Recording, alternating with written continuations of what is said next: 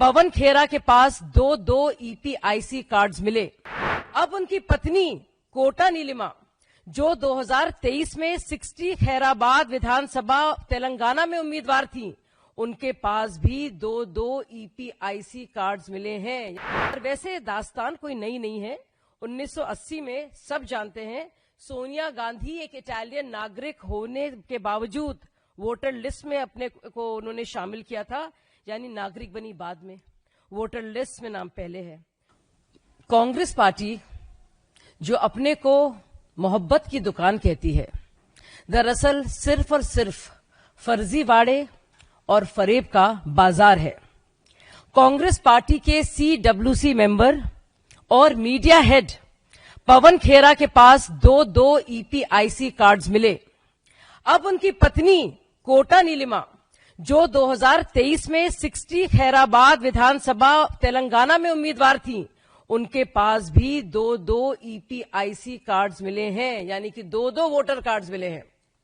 Detail साफ है।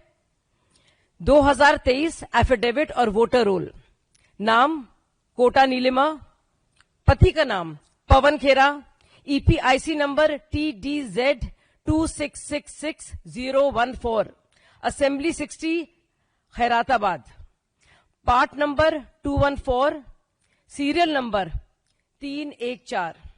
2025 में ही यही ईपीआईसी नंबर अभी भी एक्टिव है, बल्कि उसमें भी पार्ट बदल जाता है, तो ईपीआईसी नंबर वही रहता है, असेंबली 60 खैराताबाद रहती है, पार्ट नंबर अब 2014 से 204 हो जाता है, और जो सीरियल नंबर है वो 314 से 752 हो जाता है।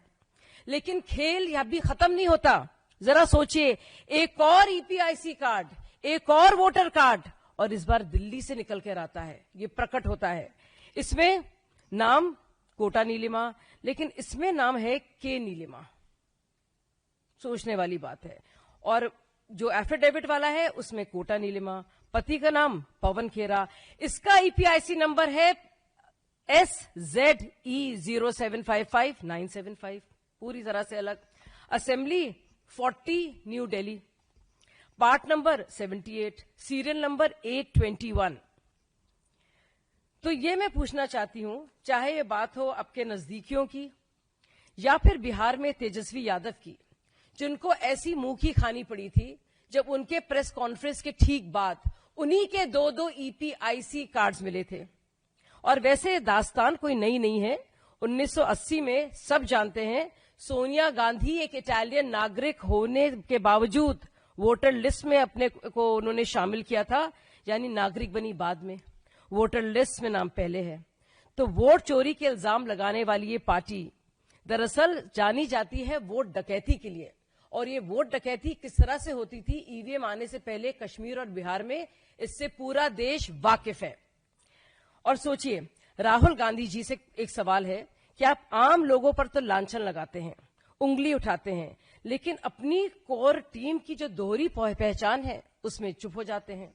क्या होता है आपके खोजी पत्रकार का?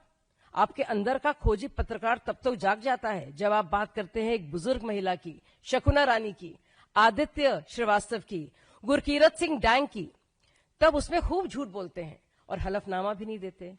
लेकिन आप देखिए, जब बात होती है बिहार में आपके दावों की, चाहे वो अमन कुमार हो, मिंटा देवी हो, सुबोध कुमार हो, और जब वो दावे झूठे निकलते हैं तो आपकी सिट्टी पिट्टी गुम हो जाती है। हम सब जानते हैं CSDS लोक नीति के संजय कुमार ने कैसे अपने आंकड़ों को लेकर सार्वजनिक तौर पर माफी मांगी है।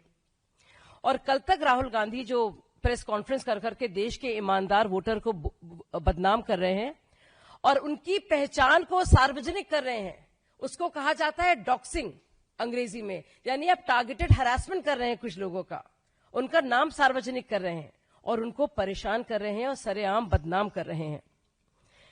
दरअसल ये वोट अधिकार यात्रा नहीं है, सत्ता मेरा जन्म सिद्ध अधिकार, ये उस अधिकार की यात्रा है और ये नवाबी सोच को उनकी प्रमाणित करती है। कांग्रेस ने एक बार फिर साबित कर दिया है कि उसे लोकतंत्र से मतलब नहीं है, वोट छलावे से मतलब है।